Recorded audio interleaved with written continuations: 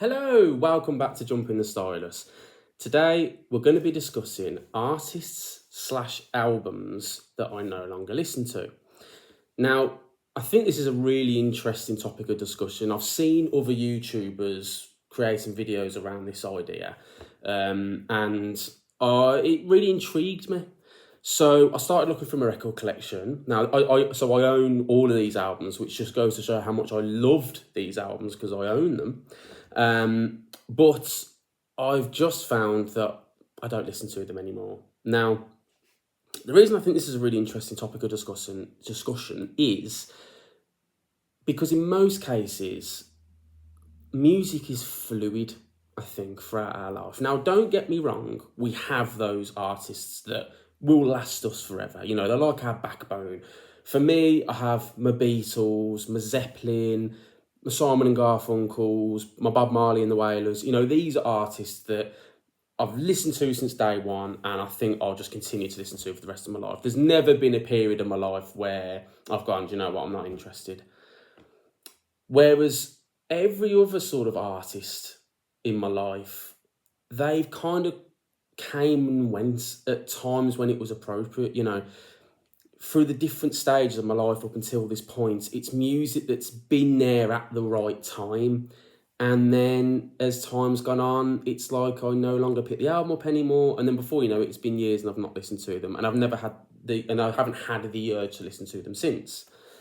So again, I'm not hating on these albums. I'm not hating on these artists. I absolutely love these lot. There is an artist or a band at the end of this video that I'll show you that I've really had to face the truth with, which has been really hard. And actually, it wasn't what I intended when I first started recording this video, but I'll get to that at the end. So yeah, as I say, love all of these artists, loved these albums. I just don't find myself picking them up anymore. They're with me at a particular time in my life, and I think that's just where they're always going to stay. So there we go. But never say never. You never know. 10 years' time, I might listen to them again. Or even 10 months' time. Who knows? So to start with, I've actually only got... This is kind of the artist. I'm just doing a representation with this album. Eminem. So, maybe it is. This is the only album I actually own now. I did have other albums, but a lot of them I owned digitally. So I owned Curtain Call and Encore and all of these, but a lot of them I owned digitally. And then also my brother had a lot of them physically, but I think he kept them or they've gone somewhere. I don't know where they've gone. So yeah, this is the only one I have left. So I'm just using this to represent Eminem's music catalogue. But I was a huge Eminem fan. Absolutely loved him. Absolutely loved his work.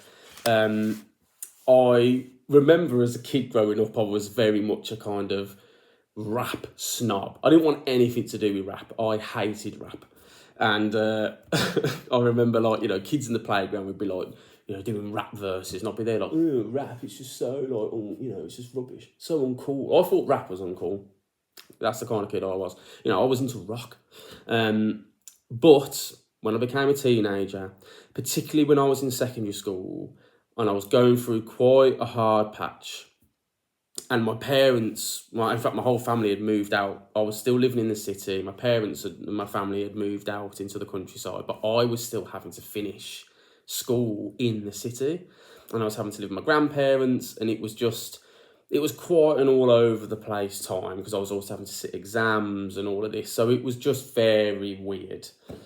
But that was when the music suddenly started talking to me. And I think I'd started hearing music a bit before then, you know what I mean? It slowly started creeping up, Eminem's music slowly started creeping up into my life. But it was around that time that I just absolutely nosedived into it and just became a huge fan. Absolutely just listened to it day in, day out. For years, this lasted for a good, it must be 5 years, you know what I mean? That's how long in music was sort of a good, solid 5 years of just loving his music. But I've just found in recent years that I've just haven't picked anything up.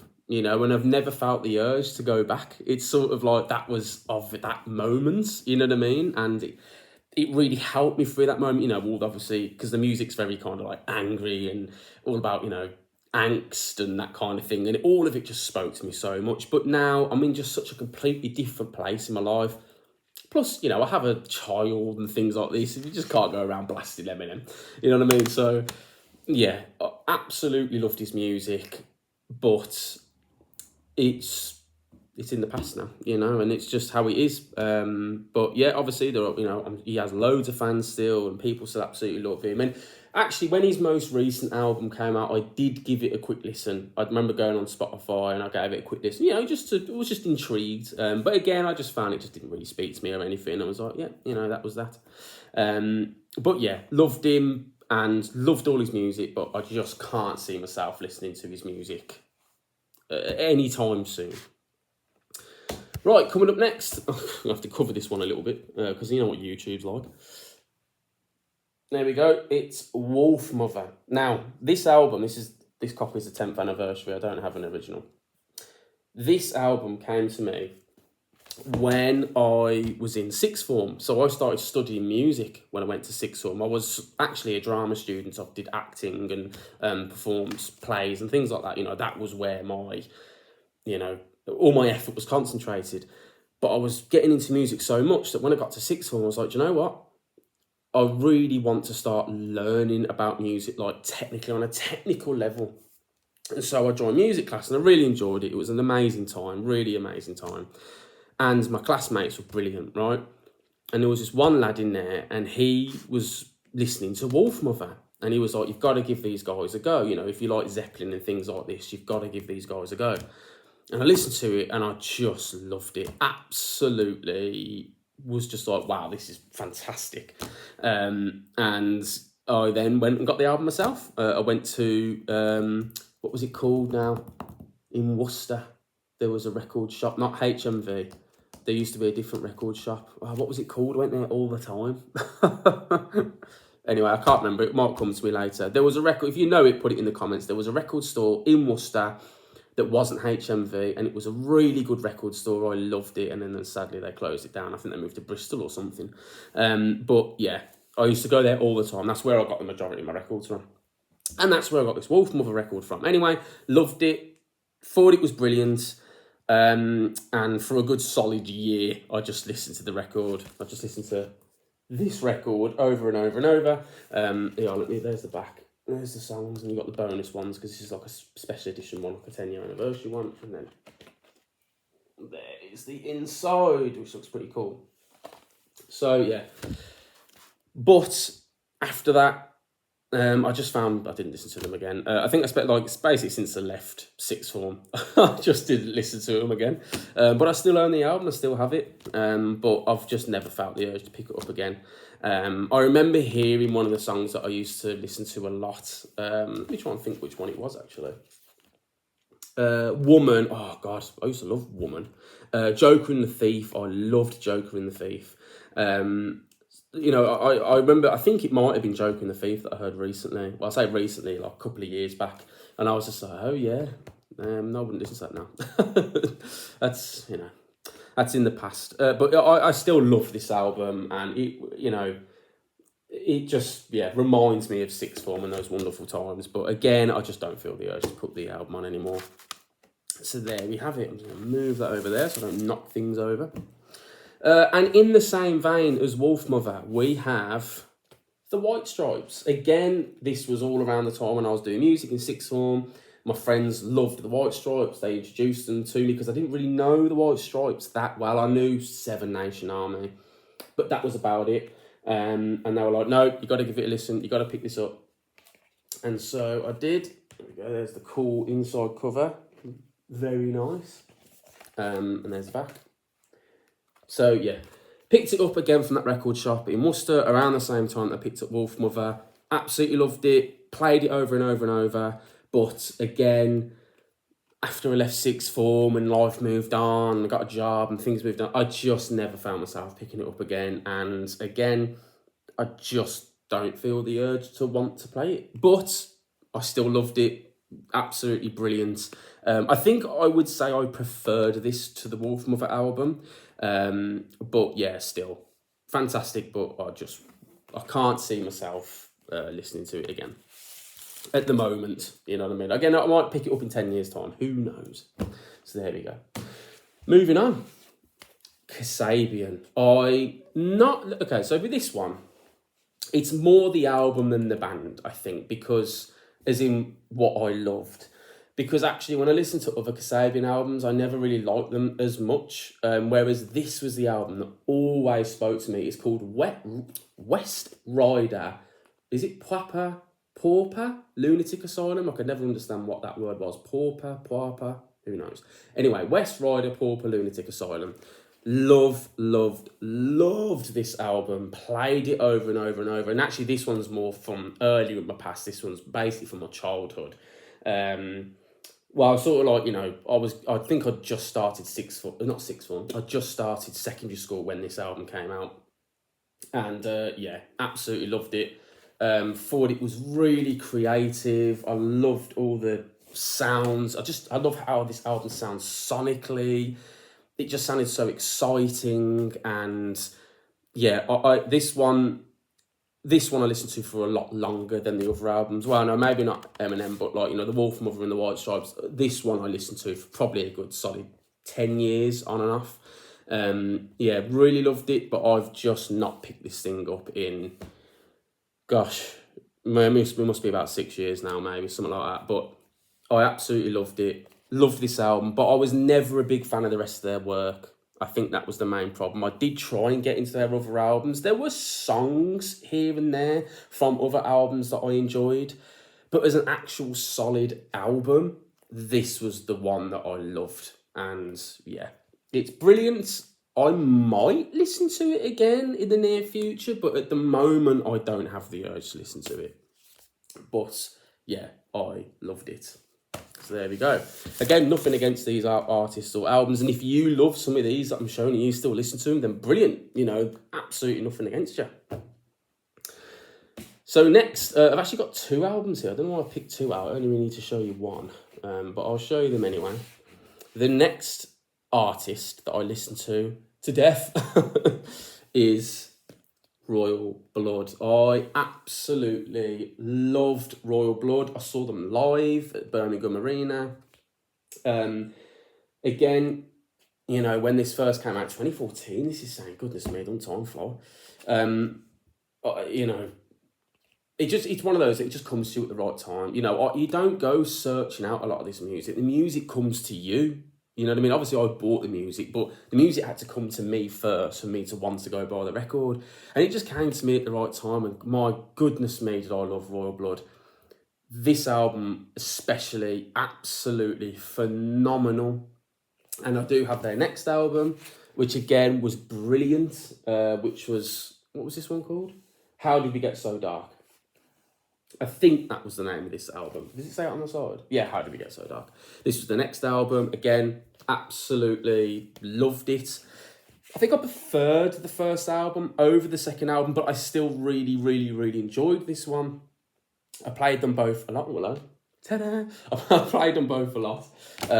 Really enjoyed their music. Saw them live, as I say, in Birmingham Arena, and they were absolutely phenomenal. There's only 2 of them. It's just literally a bassist and a drummer, but the bassist is like his bassist sounds like a distorted guitar. It's crazy, but it sounds brilliant.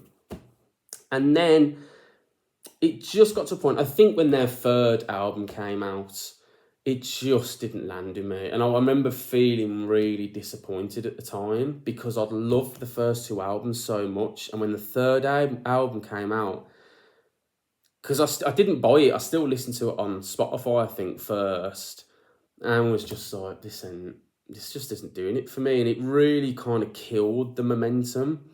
And then that was it. I just didn't really go back to them. I remember then they released another album after that, and I remember giving that a go, and just felt it just felt like for me personally, it just felt like all the energy was gone, all that excitement. It was just like, For me, I think they went in the wrong direction, personally. They went a bit more to me, it sounded like they went a bit more poppy. I actually think had they gone down like a bluesier route, had they gone, I know it's maybe would end up sounding like Led Zeppelin, but I think they should have actually gone down an even heavier route. I think they should have gone down like a bluesier route, but they didn't. They went poppier, and again, as I've said, I did give their other albums after that a go, but it just didn't do it. They just didn't do anything for me. So anyway, Royal Blood, absolutely loved them at the time, as I say, went and saw them live, but I just don't feel the urge to play the music anymore. And yeah, I've just realised these women should be all right. We'll move on. Now, to the last artist. This was hard, and I didn't really even consider this when I came up with the idea of doing. I say came up with the idea of doing the video. You know what I mean? When I saw other people doing this idea, and I thought, I'll have a go. I didn't even think about this artist. It was only when I was sifting from my records, I saw this artist's name, and I was like, I saw this band's name, and I was like, oh gosh, I don't listen to these anymore. And I don't think I've listened to this artist or this band for a long time.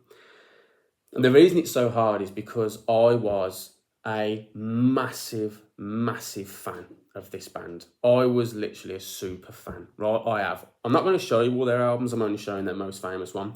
But I had all of their albums, bar one, but I'll get to that later. All of their albums. I had like special edition version of the albums. I got like, special edition EPs that were like super limited, special edition cassettes that were super limited. I had the t-shirts. I had everything. I saw them live. I loved this band. And I've had to admit to myself that it has been a good few years since I've actually listened to their music. And that was a hard pill to swallow because I hadn't even realised it. And the even harder pill to swallow is I don't even feel like listening to them at the moment. I just don't have the urge still. And it's been about 5 years since I last listened. Well, no, maybe 4 years since I last listened to them. But the band is The Prodigy. I absolutely loved The Prodigy. Right, this is their most famous album. I think they're most well-known. It's The Fat of the Land. It's not my favourite Prodigy album, but the reason I'm showing it is because it's the most recognisable, the most famous. Obviously, it's got Firestarter on here, Smack My Up on here, Diesel Power, which is such a tune. Anyway, I loved The Prodigy. As I say, saw them live. I've got all their albums. I would pull them all out, but I've got so much stuff. So much stuff. And I don't want to get rid of it because they were so special to me. And I think, unfortunately, what ended up happening was, sadly, when Keith Flint passed away, I think around that time, I didn't do it on purpose. I didn't make, it wasn't like a conscious decision, but I think it was the soul was gone of the group. And I know that they've continued onwards. I know the remaining members have continued onwards and they're continuing to play live, and apparently they're absolutely brilliant, and I'm so happy for them. I really am. But for me, it just felt like something was missing after that point, and I just slowly stopped listening to their music. And as well, their most recent album, most recent, it came out in like 2019 or something, but No Tourists, I just didn't like it. It just didn't speak to me, which was such a shame because their album before that, which is The Day Is My Enemy, I nearly said A Hard Day's Night. The Day Is My Enemy, I love that album. Oh my gosh. I mean, I've got that album on CD, I've got it on vinyl, I've got the limited edition EP on disc, I've got the limited edition cassette, which was The Night Is My Friend cassette. I've got it all over there. I ain't pulling it all out there. There's just so much, but the truth is, I just don't listen to them anymore, and I just don't feel the urge. Again, I've got kids now, and it's like, what am I putting on in the house? What am I filling the house with? What music am I listening to? And it's just not The Prodigy anymore, which is a real shame. Now, I'm not going to be like, so therefore I'm going to sell everything. I'm not doing that at all, because you never know. There might be a period where I go, do you know what? Yeah, I want to hear them again. I've got to listen to the music. And also, when my son grows up, he might discover them. He might be digging from a record collection, find them, put them on, and I hope he ruins his hi-fi system speakers by blasting it really loud, which is what I ended up doing. So yeah, they mean so much to me, but I've also had to face the bitter truth that I just don't think I'm going to listen to them for a while. If ever. I don't know. We'll see. So there we go. Those are just some of the albums that I absolutely loved. They were there for me at a time in my life. I absolutely loved them. And then you just sort of move on. And again, a lot of it's not done on purpose. You don't actually realise you've moved on until you do something like this, until you look back through albums that you used to listen to and go, gosh, I don't even remember when the last time was that I actually played it. I don't think I ever made a conscious decision to go, well, I'm not listening to that again. You know, it just happens. It's just natural. So there we go. Those are some of the albums that, you know, there must be more somewhere, but these are the ones that kind of jumped up straight away. And yeah, you know, let me know your thoughts. My hands are really closed then. Let me know your thoughts in the comment section below. Let me know some albums or artists that you used to love that you just don't find yourself listening to anymore. Please let me know in the comment section below. Like, comment, subscribe, all the good stuff that they say. And I'll catch you in the next video. Bye-bye.